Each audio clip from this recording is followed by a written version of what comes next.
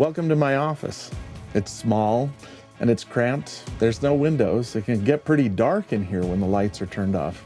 However, conditions in here are nothing compared to what Joseph Smith and his friends endured during their stay in the jail in Liberty, Missouri. The jail in Liberty, Missouri is one of the most sacred places on earth for members of the Church of Jesus Christ of Latter-day Saints. For 5 cold winter months, Joseph Smith and several of his close associates were confined within its thick walls. These were among the most trying times in the life of the prophet Joseph Smith. But in these harsh conditions, Joseph also received some of the most important and moving revelations now found in the Doctrine and Covenants. This led to one historian referring to Liberty Jail as a temple prison due to the profound revelations given to Joseph Smith while he was confined within its walls. But what exactly happened here? What were conditions like? And how does the experience in Liberty Jail show how God can assist us in our most trying times? Join me and the Scripture Central video team as we not only visit these locations, but also attempt to reconstruct the prison in a 3D model to better visualize these profound lessons. My name is Casey Griffiths, and I love learning about church history. Join me as we travel the world and explore the history of the Latter-day Saints. This is Restoration Revealed. Today, Liberty is a bustling suburb in the greater Kansas City area. After flying into Kansas City, I visit the Liberty Jail historic site and meet President and Sister Esplin. Welcome to the historic Liberty Jail. Thank you for having us. Well, we appreciate you coming to visit us today. Built in the 1960s, the historic Liberty Jail Visitor Center has a large dome that encloses a recreation of the jail that was partially built from the original materials of the jail. And this is the reconstruction of the jail. The only entrance to the jail was that door we see on the opposite side there. It's actually a double door. As we get around to the other side, you'll see there's 2 doors. The only entrance into the dungeon is that trap door in the middle of the jailer's quarters that went down into the dungeon area of the jail. So the only light coming in through the jail is through these windows over here. And right, on the north and south sides, there's 2 on the jailer level, 2 on the dungeon level. And because of the location, very little direct light could get through there, but the cold winter winds, since they were only covered by bars, the wind could get in there unobstructed. And there's even rocks on top of the ceiling. That's right, that's right. They can't get out that way. That's right. If somebody tried to break out there, they'd hear the rocks clattering down, and like you say, they even put those broken up rocks in the ceiling, so if they tried to go through that way, they'd come crashing down as well. President Esplin was kind enough to allow me and a couple of my friends into the actual recreation. We feel privileged for this opportunity, and I can't help but think of how small the jail would be for Joseph Smith and his colleagues. 6 men in here. 6 men in there. For 5 months. There were 6 men part of the time and 5 men when they finally were released. Oh, wow. I step into the small jail and notice tight living conditions these men would have had to endure. In this basement dungeon, they would have slept on hay and blankets, being subject to the cold weather and who knows what else. Not a lot of room and not a lot of light, I'd imagine, coming in both sides here. That's right. They were on the north and the south side, so very little direct light got into the jail. Oh, I can't imagine being in a space this small with that many people for that long a space of time. We climb up the main floor and into the room where they would have spent their daytime hours. For 5 months, mostly in the winter season, and while the saints were persecuted beyond these walls, they endured these tight living conditions. But the guard did say occasionally I'd have to take them out of the jail and let them walk around because their eyes just really started to hurt because it was so dark inside the jail. And they could never see. I mean, you can see how even in bright daylight, if you've only got light coming in from that side and light coming in from this side. But this is where Hiram meets his son, Joseph F., future president of the church, for the first time. Yeah, they're brought in here, and Emma spends a night or 2 in the jail, as I understand it, too. Seeing the recreation of Liberty Jail in the Visitor Center was an overwhelming experience. And thanks to President Esplin, we got some good measurements and ideas to help us build our 3D model and better visualize Joseph's harrowing experience. But to further understand the dimensions and experience of the prisoners in the jail, I head back to Provo, Utah, and met with Alex Baugh, a professor of church history at Brigham Young University. Brother Baugh has conducted years of research to understand the conditions in Liberty Jail. Hi, Alex. Hi, Casey. How are you? Good. How are you doing? Good to see you. We've come here to talk a little bit about Liberty Jail. Thanks for inviting me. Yeah. This is something I really enjoyed talking about, as you know. Yeah, well, we're glad to have you help us out. Let's talk about what you have. All right. So we visited the jail and saw the visitor center. It's beautiful, but we're trying to create a 3D model to help people understand what the jail would have looked like when Joseph Smith was there. So what are some things that we need to include to make this as accurate as possible? Well, fortunately, we have a real rare photograph taken about in the 1870s, 1878, by a local photographer, and he took a wonderful picture of that. From that, we can discern a lot of things just by looking at it. Also, we've had some wonderful early history done by a man by the name of Andrew Jensen. He was working for the historian's office, and he went on a fact-finding mission with a man by the name of Joseph S. Black, named after the prophet, and also Edward Stevenson. In 1888, he goes back there. They meet some people who actually were part of the jail experience, one being a man by the name of James Ford, who was one of the deputy sheriffs and jailers who actually guarded Joseph Smith.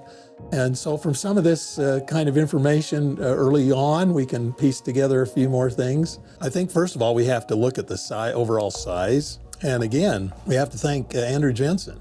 And during this visit, he wrote down that it was the outer portion of the jail that was remaining in 1888 was about 22 feet by 22 and a half feet. So roughly 22 feet square. And then the party was able to get into the jail itself. He said that the walls were actually 4 feet thick. So 2 feet of what we would say mortared limestone. And then right with that was a foot of loose rock that was held in by a foot of timber or pylons. I don't know how to describe them. So basically a structure that was 22 by 22 and a half feet, but take off 4 feet around the walls, and it's basically a 14 and a half by 14 interior. At the top, in the top story, was a window, an open window, if we want to call it that. It's about 1.5 feet square. There were 5 bars that were perpendicular, and down below, the very lower chamber, there's another open window, and this is probably only about 1 foot or so by 6 inches. It's not very big, maybe 1.5 feet. And downstairs, it looks like there was one horizontal bar.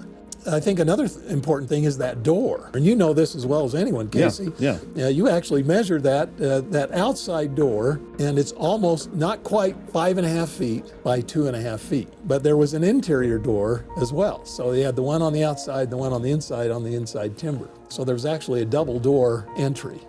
He also tried to measure the height, and he said the upper story was about 7 feet, and the lower story was about 6.5 feet. I think that's important because one of the prisoners was a man by the name of Alexander McCrae. Some say he was about 6'4" to 6'6". And there's this kind of lore, folklore, I don't know if you want to say it that way, where they say that they couldn't stand up in the jail. Well, if Andrew Jensen's measurements are correct, and I think they are, 7 feet on the top and 6.5 feet on the bottom, he could probably stand up. In fact, in all of their remembrances or reminiscences or documents they created, no one ever said they couldn't stand up. And so I think that's kind of a misconception, a myth, if you will, that the prisoners couldn't stand up. Well, they certainly could upstairs. Might have been a little tight downstairs. Now, where were they in the jail? There's 2 floors. Are they in the bottom floor or the upper floor? Andrew Jensen, in meeting with James Ford, one of the deputy jailers, the jailer said they spent their daytime hours upstairs. They have visitors coming all the time. So that's where they would eat their meals and basically be there during the daytime. But at night, they would have been in the dungeon. And I think there's this misconception in the church. You go back to Liberty and you look at that model that you've seen, you think they're in the basement the whole time, or the dungeon cell. But they only did that at night. That's why they say, Joseph Smith says that they were cold. They're always cold. They even tried to start some fires down there, but those windows are so small and there's no flue. Where would the smoke go? But they were very cold at night. There's just no question. But during the day, they would have been upstairs, And it's interesting, I found a document in the Clay County Historical Society that says they were getting a replacement stove for the jail in 1841. Jail was built in 1833, so that stove is worn out. And they're getting another stove. So I think there's been this misconception that there was no heat upstairs, but there was. In the evening, when they go down and they go through a trap door and were placed in the basement or the dungeon cell, that's when it's cold. And they're just straw mattresses, and they just have to stay as warm as they can. Alex and I discussed some more vital information about Liberty Jail, and now I feel like I have enough information to begin our project to recreate the jail in a 3D model, and to better see how it would have looked in Joseph Smith's time. I'm on my way to meet with the Scripture Central video team. They are the best and brightest of all video teams. Wait, does the Scripturally say that? I meet with Daniel Smith, who's brought to life many church history and Old Testament locations with 3D models and recreations, along with Benjamin Griffin.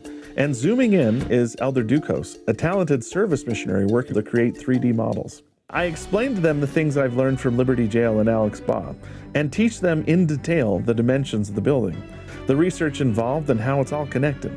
I think they understood it all. Do you get it? You get it? This guy gets it. Although this is just a funny cutscene to represent building the model, the actual amount of work put into this is mind-blowing. This took several months to create, and rendering can take days. But with the model finally finished, I wanted to check back with Alex Baugh to get his impressions. So Elder Ducos and I returned to BYU to show him the model. Hi, Alex. Hi. Hey. I introduce Alex to Elder Ducos, and then we take a seat to show him what we've created. We took some of the information that you gave us, and Elder Ducos was able to put together a digital model to show what Liberty Jail would have looked like in 1838 to 39 when Joseph Smith and his friends were there. So this is a video that we put together of the jail and of the model that we made. So this right now is just a photograph of the jail. Yeah, that's the Hicks photograph. Moving up the stairs, this is where Joseph pauses and says, "Good afternoon, everyone." Gentlemen. Yeah. Opening and closing of the doors, that alone is very sensational. I mean, it just really captures your emotions there. And I've seen the door, but those double doors, one closes after the other, and now you're in there. And you get a feel for the thickness of the walls. Now, they would have had their dinner right there. They wouldn't have eaten downstairs. It would have been up here. Even during the daytime, it's going to be pretty dark in here.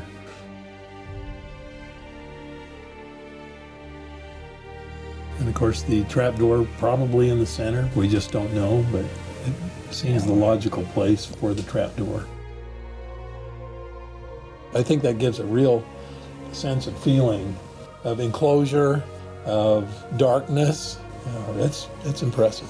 This is not a big, huge space. And you can imagine 6 people constantly, in that space. That can be very, very disconcerting. I mean, there's something about not being allowed to go somewhere or not being allowed to move and operate. 6 grown men in a space that small would really be a difficult thing. Yeah, psychologically, emotionally, not that they didn't get along, but we need our space. That really does, I think, depict a very dramatic kind of an experience that, again, none of us can comprehend, except if we were, the actual individuals. But that's very, very, I appreciate that very much, and I think that'll give us a little bit of better sense of the kind of traumatic experience this was for Joseph Smith. Now, Alex, if you ever wanted to use this model in your class, it's available for free on Scripture Plus. You just go to section 121, and down at the bottom, you can see historical settings. You click on that, and then it'll take you to a Google site, which will actually make the model available to you, and you can tap and move around inside it, just like you're walking around inside Liberty Jail. And you can also go between floors by clicking on the little buttons over here on the side of the screen that bring you to the different floors in the building. That is so impressive. Yeah, that's really I nice. really think this is a wonderful contribution to help our members of the church and others understand a little bit more about the Liberty Jail experience. We leave gaining a deeper understanding of the living conditions Joseph would have faced in Liberty Jail. For months, they endured the extreme cold and pain, knowing their people were suffering. In the prison, Joseph yearned and begged God for help. The Lord would then offer one of the most sacred revelations now canonized in the Doctrine and Covenants. My son, peace be unto thy soul. Thine adversity and thine affliction shall be but a small moment, and then if thou endure it well, God shall exalt thee on high. While the prison walls stopped physical objects from entering the building, it could not stop the Spirit from entering the walls and teaching Joseph Smith. In this sense, Liberty Jail was a temple, a place where God gives revelation and comfort. Today, less than 15 minutes away from Liberty Jail, stands the Kansas City, Missouri Temple, a genuine, authorized, dedicated temple of the Lord. But Joseph Smith's experiences in Liberty Jail really teach us that any place can be a temple. A temple doesn't have to be a specially dedicated building, that a temple is anywhere God speaks to us. That temples are places where God gives us comfort, and any place that He shows us help in the midst of our trials can be a temple. And that even in the darkest and most harrowing moments of our lives, the Lord can give us comfort and peace, just like He did to Joseph Smith.